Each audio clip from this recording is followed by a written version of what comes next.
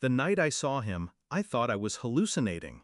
I was curled under a bridge with my daughter pressed against me, our thin blanket no match for the winter air.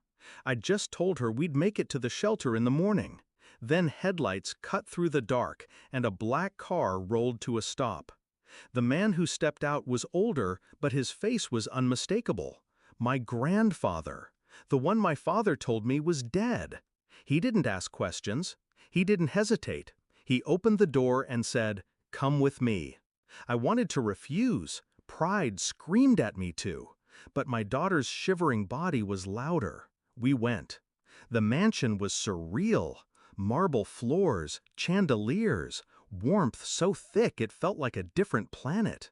My daughter's eyes widened at the sight of a fireplace, and I had to swallow the ache in my throat. But the real fire came when my grandfather poured a glass of whiskey, sat across from me, and said, "Your father told you I was dead, didn't he?" I nodded.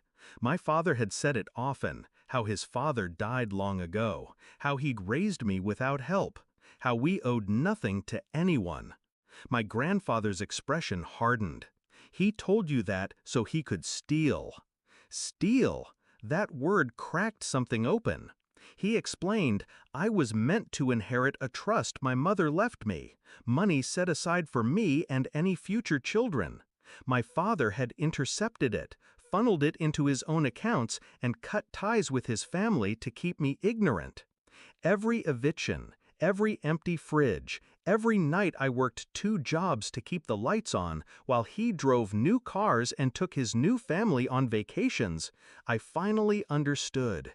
It hadn't been misfortune, it had been theft. I didn't break down, I didn't scream, I went still. Because in that moment I knew, if he could erase his own father, he could erase me just as easily. And he had.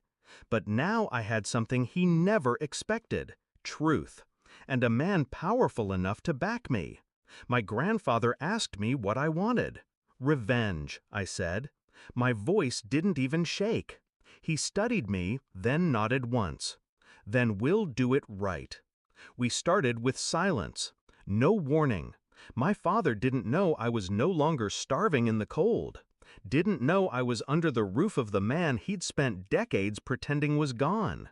While my daughter was given tutors, clothes, and a room of her own, I was given files, bank statements, property records, evidence of every dollar siphoned from the trust. My grandfather had lawyers on retainer. I didn't have to beg them to believe me. They already knew the type of man my father was. I sat through meetings, learning words like embezzlement and fraudulent transfer. And with every document, my resolve sharpened. The day came quietly. Court papers served at his door. His face when he saw my name on them, I wasn't there, but I imagined it. My brother texted me in a panic, saying Dad was raging, throwing things, demanding to know how I'd crawled back into the picture. I didn't answer, because silence is power. And he was about to learn what it felt like to be erased. The climax wasn't in a courtroom, it was at a dinner. My grandfather invited the family, every cousin, every aunt, even my father. He didn't tell them why. When my father walked in, his eyes landed on me across the table. He froze. I didn't smile, I simply lifted my glass. "You always said your father was dead," I said evenly. "Turns out he was just waiting for me." The room stiffened. My grandfather slid a folder across the table. "Everything you stole is gone. The trust has been restored, and she is the legal heir. You're finished."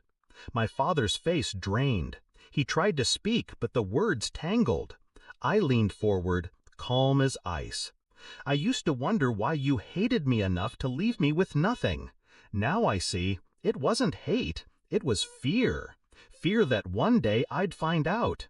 He looked at me then, really looked, and for the first time in my life, I saw fear in his eyes. That night, I tucked my daughter into her new bed, her favorite stuffed animal clutched in her arms.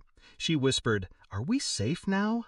"Yes," I told her, and for once it was true.